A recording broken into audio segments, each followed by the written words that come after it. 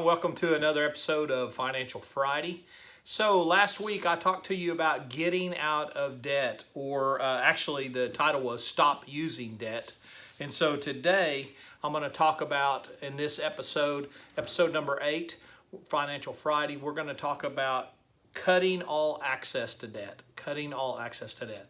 All right, so we talked about stop using debt last week. We talked about how when you use debt, you're slave to the lender. When you're borrowing stuff with debt, you don't own that piece, that whatever you're buying, a car or house or whatever, you don't own that. And I talked to you last week about how if God was going to use, let me say this the right way. If he's asking you to sow a seed and you don't have ownership of that, he can't ask you to sow that seed. Does that make sense? So if I'm in debt and I owe on a car payment, let's say my car payment's $100 a month and I only have $100 a month, then that $100 that I have is spoken for because it belongs to the bank that I have my car through. If I have no car payment and I have $100 extra in the month and God asks me to sow a seed of $100, then I can do that. No problem. I can be obedient and follow that, receive the blessing. Now, God's not going to ask you to give that $100 and not make your car payment. Okay, He's not going to do that. That's not the way God works. And so don't get confused here with what I'm saying. I'm saying that all I'm saying is we have to be flexible to have available to us what we can have to sow into the kingdom. So we need to have available what we can have to sow into the kingdom. So we don't need our money tied up with debt. So today's episode, I talk about cutting off access to debt. Here's what I'm going to be talking about. Cut up those store credit cards. If you can't go to JCPenney's and buy something with cash, you don't need to be buying anything. You don't need anything from JCPenney's that bad that you've got to put it on credit card.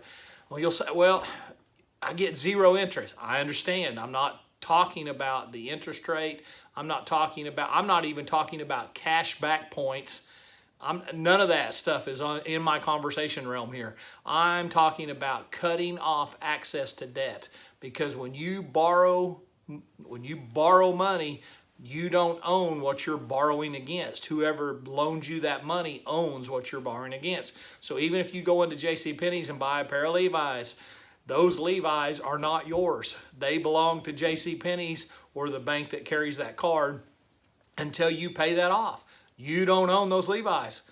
Let's use some common sense here and think about that. Those Levi's don't belong to you. They belong to whoever loaned you the money. So cut all access off to debt. Here's another real popular one is we got to use a credit card to buy gasoline because we're going to get points back. I understand that you get points back every time you use your Discover card or anything like that. But what that does is that gets us in the habit of, I'm not here to see, I didn't even say anything about it being bad, right, wrong, good, otherwise. What it does is it gets us in the habit to borrowing money.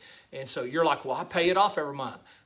I understand. And again, I'm not here to discuss or talk about your personal finances. I'm here to tell you that borrowing money, putting gas or whatever on a Discover card every month and then paying it off every month, what it does is it creates a habit of you borrowing money.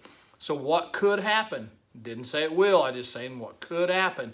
You're going to get to an end of a month sometime for whatever reason. Things happen, life happens, things in life occur. You're going to get to an end of the month and you're not going to be able to pay that Discover card off. And then you're going to go, it's okay, it's on credit, so we'll just carry it over to the next month. Well, with all credit cards, once you start carrying it over, you start paying interest on it. And so that gallon of gas that you put on that Discover card now increases in price and in value. You've got to pay back more money. And so then the cycle starts. And then if you get behind, then you're behind and you got to catch up. And maybe you have a good month and you can catch up in 1 month. That's great. Maybe you have a bad month and you have to catch up over 6 months.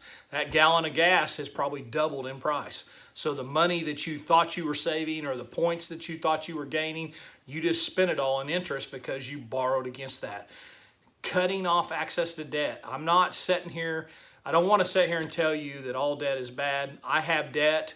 We borrowed debt. We borrowed money to buy our house. We did not save up and pay cash for our house. I'm not sitting here to tell you every single bit of debt is bad. I'm here to tell you that we need to cut off as much access as possible to debt, because it creates a habit of us relying on debt and instead of relying on the kingdom of God and for our discipline to save and to pay for things with cash. It's a known fact. I don't have the statistics right here in front of me. It's a known fact that you will spend less money when you spend it out of cash than you will if you're putting it on a credit card or even a debit card. And I'm not against debit cards. I carry one. I use it, don't use it all the time, but I use it for purchases like my gasoline and stuff. We budget for gasoline, and so I put that on my debit card, and then Laura takes it off our budget. So I'm not against debit cards. So please don't hear me say what I'm not trying to say here. All I'm trying to say is when you spend cash and not debt, you spend less money. I find this true because I've been using cash to pay for my lunch every day during the week, and I work where I don't have to, I can take my lunch, but I eat out a lot because I have customers and different things like that.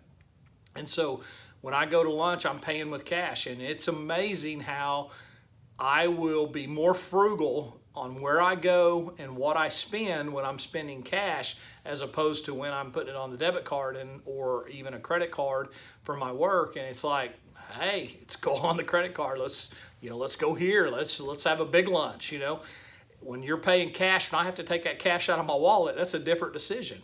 And so it's kind of that physical transaction when you hand somebody cash. It's a mind thing that tells you, whoa, that belongs to me. That's mine. And so, I'm here to just talk to you about cutting off access to debt.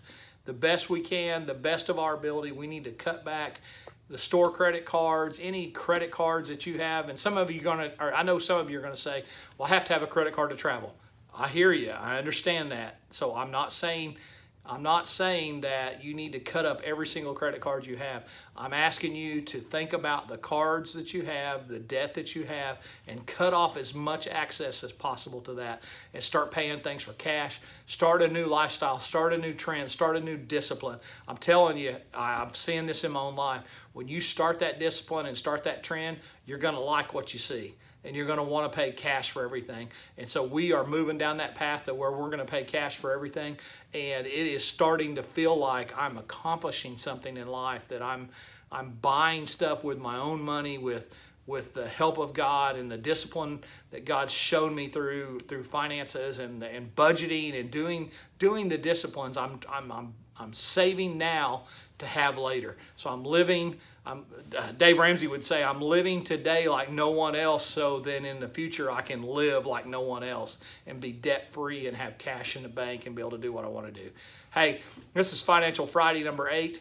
I appreciate you tuning in to us. I appreciate you watching. I know this one was kind of a little more difficult, but hey, stay with me. I got a plan here. We're headed somewhere, so stay with me. Hey, cut off all access to debt. Stop using debt. And thank you for watching Financial Friday. We'll see you next week.